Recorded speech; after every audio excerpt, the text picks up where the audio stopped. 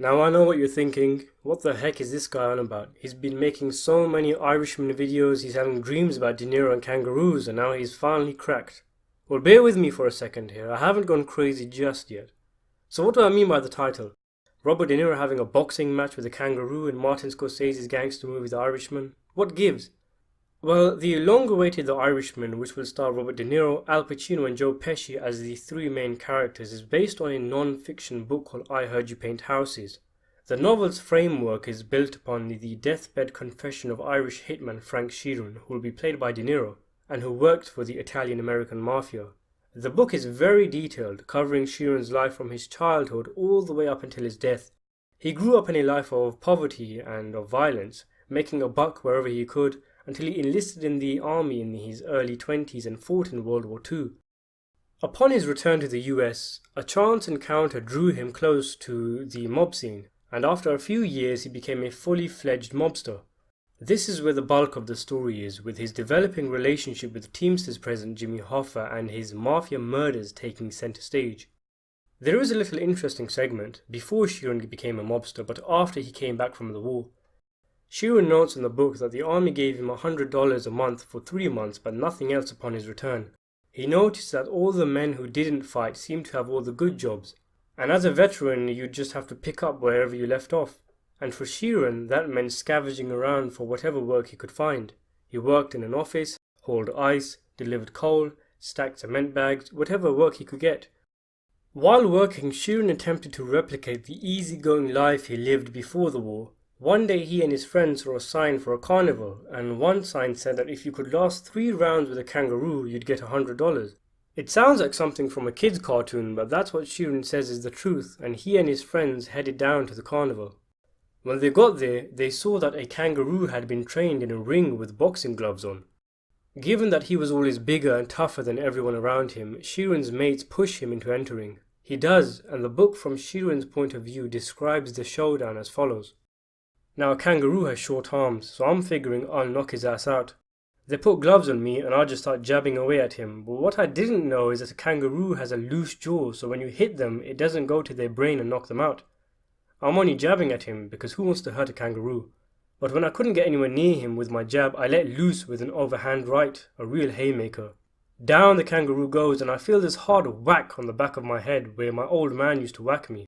I shake it off and go back to jabbing the kangaroo who's hopping all over the place, and I'm trying to figure out who the son of a bitch was who clipped me from behind.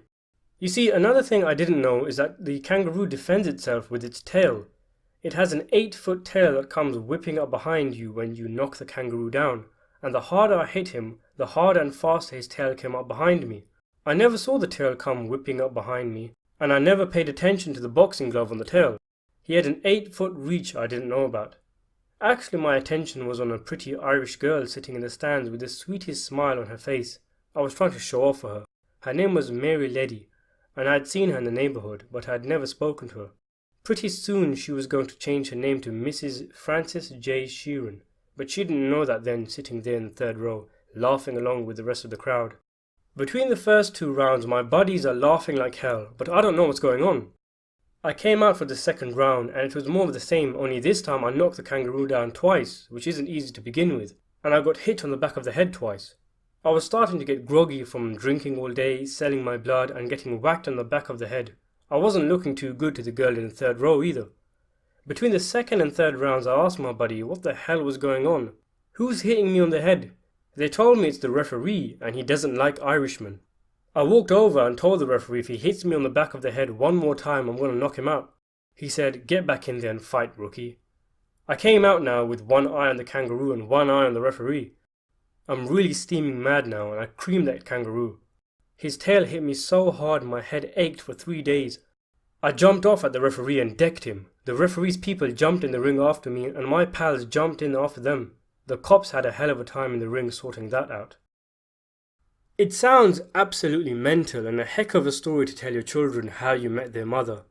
Having your protagonist fight a kangaroo sounds like a cheap scene played for laughs during an Adam Sandler movie, and it sounds bonkers that there's a chance this could make it into a Scorsese gangster film.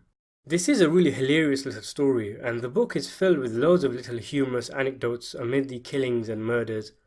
As to whether this will make it into the movie, I highly doubt it.